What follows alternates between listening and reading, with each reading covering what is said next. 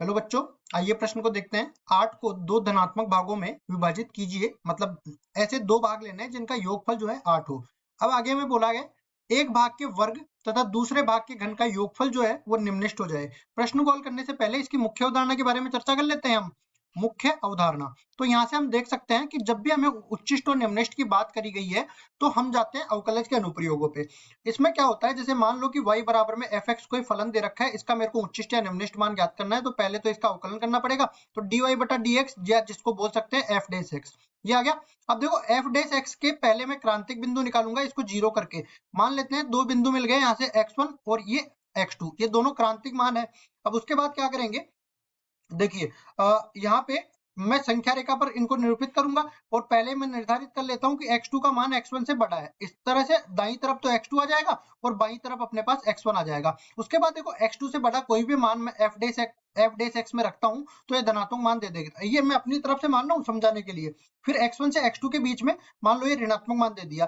फिर x1 से छोटा मान रखा तो f डैश x धनात्मक मान दे दिया। तो आप देख सकते हो f डैश x से dy और dx क्या निरूपित करता है, स्पर्श रेखा के ढाल को। मतलब पहले ढाल धनात्मक था, फिर ढाल ऋणात्मक हो गया। तो पहले वक्र बढ़ रहा था, अब घटना स्टार्ट कर दिया। इसी तरह पहले वक्र घट रहा था, वह अब बढ़ना स्टार्ट कर दिया। तो ये तो आ गया उच्चिष्ट का बिंदु और ये आ गया निम्नलिखित का बिंदु। और यहाँ पे आप ये भी देख सकते हो क्या कि x1 और x2 दोनों चरम बिंदु हो जाएंगे, क्योंकि जब भी अपने पास क्रांतिक बिंदु उच्चिष्ट या निम्नलिखित मान दे दे तो उनको चरम बिंदु बोल सकते हैं।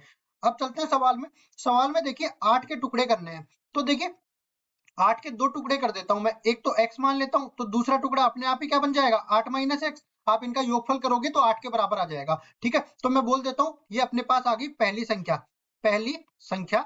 और इसी तरह ये अपने पास आ गई दूसरी संख्या। अब इसके बीच में जो हमारे पास आगे सवाल दे रखा है उससे हम फलन का निर्माण करेंगे, तो हम लोग बोलेंगे प्रश्नानुसार fx किस फलन को बनाएंगे, एक भाग का घन और एक भाग का वर्ग। तो देखो घन तो हम जो है x की घात 3 का कर देते हैं और वर्ग कर देते हैं 8 माइनस एक्स का। ठीक है, इसी तरह आ रहा है, देखो आप फिर से देख सकते हो, एक भाग का वर्ग करना है और दूसरे भाग का घन करना है। तो इस तरह से मैंने करके बता दिया। अब उसके बाद देखो इसको करना है हमें निम्नलिखित। ठीक है, इसका निम्नलिखित मान ज्ञात करना है, तो इसके लिए क्या करेंगे, पहले इसका अवकलन ज्ञात करेंगे। f डैश x किसके बराबर आ जाएगा, 3x की घात 2 प्लस अवकलन के देखो सूत्र बताने की जरूरत नहीं है, क्योंकि ये बहुपद फलन है। सीधा सा अपने पास सूत्र लग जाएगा, x की घात n, इसका x के सापेक्ष अवकलन जो कि n गुणा में x की घात n माइनस 1 के बराबर होता है। ठीक है, वैसे सबको याद आना चाहिए, जब भी हम लोग अवकलज के अनुप्रयोगों में जाते हैं ना, तब अवकलज पहले से पढ़ा होना जरूरी है, वरना फिर पढ़ने का कोई मतलब ही नहीं है आगे अवकलज के अनुप्रयोग। तो उसके बाद देखो यहाँ पे मैं समझाता हूँ आगे। इसको अवकलित करेंगे तो दो गुणा में, यहाँ से संकलन विधि लगाएंगे, दो गुणा में 8 माइनस एक्स बच जाएगा। अब 8 माइनस एक्स का अवकलन करेंगे तो माइनस एक आ जाएगा। इसको थोड़ा सा सरल कर लेते हैं। एफ डेस एक्स किसके बराबर आ जाएगा, 3x² तो ये है ही। और ये देखो माइनस एक इधर आके गुणा होगा तो ये बन जाएगा माइनस में 16। और ये आगे देखिए अपने पास ये प्लस का 2x हो जाएगा, प्लस का 2x। इस तरह से बन गया।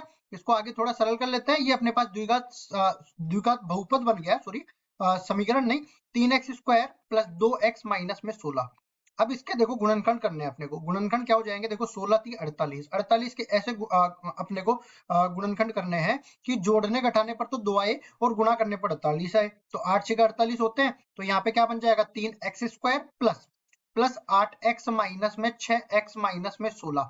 इस तरह से एफ डेस एक्स का मान बन जाएगा। अब गुणनखंड बनेंगे, देखो x उभयनिष्ठ लिया तो 3x प्लस 8 बन गया। इसी तरह माइनस में 2 उभयनिष्ठ लिया तो यहाँ से देख सकते हैं 3x प्लस 8 बन गया।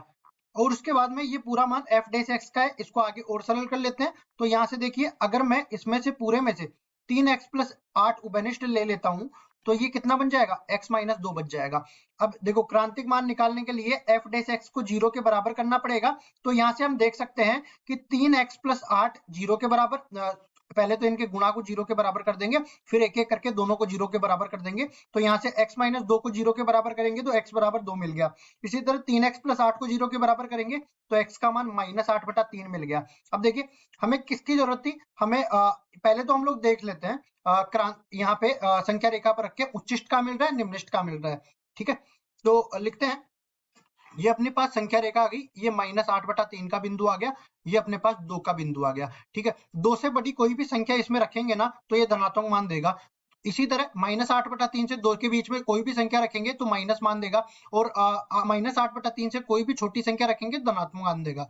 वैसे तो आप रख के भी चेक कर सकते हो, या फिर इस तरह से समझ लो, जब भी गुणनखंडों में अपने पास विषम घात दे रखी होती है ना, तो चिन्ह परिवर्तित हो जाते हैं। जब गुणनखंडों में सम घात आती है, उस संख्या पर चिन्ह परिवर्तित नहीं होते हैं। माइनस पहले था तो माइनस बाद में आ जाएगा। जैसे यहाँ पे x-2 का वर्ग हो जाता, तो यहाँ पे पहले प्लस है तो यहाँ पे चिन्ह परिवर्तित नहीं होता, यहाँ पे भी प्लस ही आ जाता। इस तरह से समझ लो। अब देखो, ये तो मैं तरीका इसको समझाने के लिए बता रहा हूँ, वैसे अपना काम तो पहले ही निकल गया था। इसमें देखो, पहले डाल ऋणात्मक फिर धनात्मक, यहाँ पे आ गया, और यहाँ पे आप देख सकते हो ये निम्नलिखित मान मिल गया। और देखो, अगर यहाँ पे देखो, वैसे तो 2 ही मेरे को मानना था क्योंकि धनात्मक संख्या हमें लेनी थी, वैसे तो -8/3 जो है यहाँ पे लेना ही नहीं था। और इस पर आप देख सकते हो, इस पर उच्चिष्ट मान मिलेगा जिसकी हमें कोई जरूरत नहीं है, हमें जो निम्नलिखित मान की जरूरत थी वो अपना काम हो गया। तो x बराबर 2 पर ये निम्नलिखित मान दे देगा, तो हम लोग कह सकते हैं x बराबर 2 पर fx का निम्नलिखित मान मिलेगा, निम्नलिखित मान मिलेगा। अब देखो, दोनों संख्याएं कौन कौन सी होगी, इस तरह से दोनों संख्याएं यहाँ पे देख सकते हैं। 8 के 2 टुकड़े किए थे हमने, x बराबर तो 2 आ गया, और यहाँ पे देखो 8 ही लिया था ना, फिर से देख लेते हैं, ये हमारे पास 8 था। और दूसरा टुकड़ा क्या हो गया, दूसरा टुकड़ा 8 माइनस x बराबर में हो जाएगा। 8 माइनस 2 कितना, 6।